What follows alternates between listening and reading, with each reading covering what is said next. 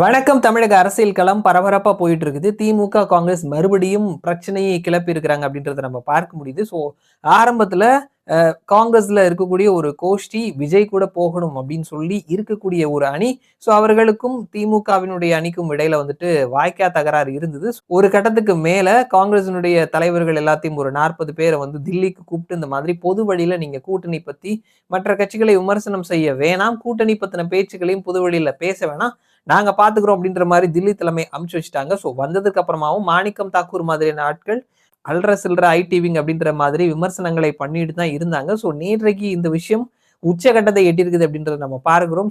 மொழிப்போர் தியாகிகள் இவர்களுக்கான ஒரு கூட்டம் மதுரையில நடந்தது. மதுரை மாநகர மாவட்டத்தினுடைய செயலாளர் எம்எல்ஏ தளபதி அவர் பேசும் பொழுது இந்த மாதிரி காங்கிரஸ்காரங்க சில பேர் ஏங்க சொல்லணும் அப்படின்னு சொல்லிட்டு ஓப்பனா மாணிக்கம் தாக்கூர் அண்ட் ஜோதிமணி 2 பேரினுடைய பெயரை மென்ஷன் பண்ணி இவங்க 2 பேருமே எம்பி ஆகிட்டாங்க அப்படின்றதுனால எம்எல்ஏ பத்தியோ மற்ற விஷயங்கள் பத்தியோ இந்த தேர்தலில் ஜெயிக்கணும் அப்படின்றத பத்தியோ அவங்களுக்கு எந்த விதமான அக்கறையும் சீரியஸ்னஸும் கிடையாது. நாம தான் வந்துட்டு இந்தி கூட்டணியை நம்ம தோல்ல சுமந்துட்டு இருக்கிறோம். தில்லியில ஒண்ணு பேசிக்கிறாங்க. இந்திய அலையன்ஸ் அப்படின்னா 3 பேர் தான். ஒண்ணு மு.க. ஸ்டாலின், இன்னொன்னு அகிலேஷ் யாதவ், இன்னொன்னு மமதா பானர்ஜி. இவங்க 3 பேர்னாலதான் இந்த இந்திய அலையன்ஸ் அப்படின்றதே இருக்குது.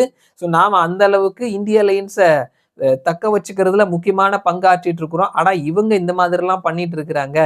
இவங்களுக்கு இந்த மாதிரி எல்லாம் இனிமே பேச விடக்கூடாது, இந்த மாதிரியான ஆட்களுக்கு சீட்டே கொடுக்க கூடாது அப்படின்னு சொல்லிட்டு 2 பேரினுடைய பெயரையும் மென்ஷன் பண்ணி சொல்லியிருக்கிறாரு. இதற்கு மாணிக்கம் தாக்கூர் அண்ட் ஜோதிமணி 2 பேருமே வந்து அவர்களினுடைய சமூக வலைத்தளத்துல தளபதியினுடைய பெயரை சொல்லி மென்ஷன் பண்ணி இருக்கிறாங்க அப்படின்றத நம்ம பார்க்கிறோம்.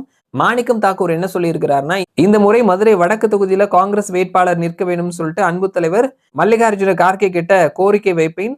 தன்மானம் காக்க சிலருக்கு பாடம் புகட்ட வேண்டும்.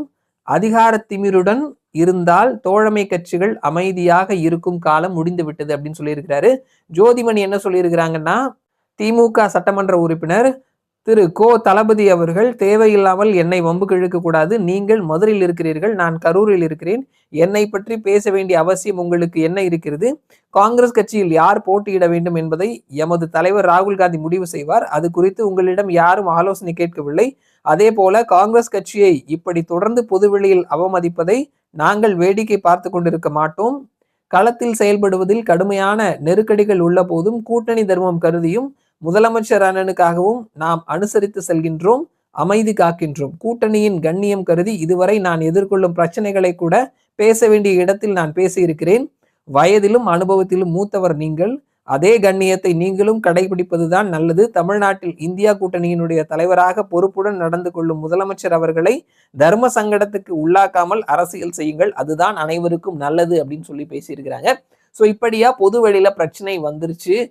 இன்னமும் இவர்களுக்குள்ள வந்துட்டு இந்த பிரச்சனை சரியாச்சு, இவங்க திமுக அலையன்ஸ்லயே தொடர்வாங்க அப்படின்ற மாதிரியான விஷயங்கள் கடந்த சில நாட்கள்ல இருந்த பொழுதும் மீண்டுமா அப்படின்ற மாதிரி பிரச்சனை வந்து ஓப்பனா பேச ஆரம்பிச்சிட்டாங்க. இதற்கு முதல்வர் என்ன மாதிரியான ரியாக்ஷன்ஸ் கட்சிக்குள்ளேயும் வெளியிலையும் கொடுக்க போறாரு?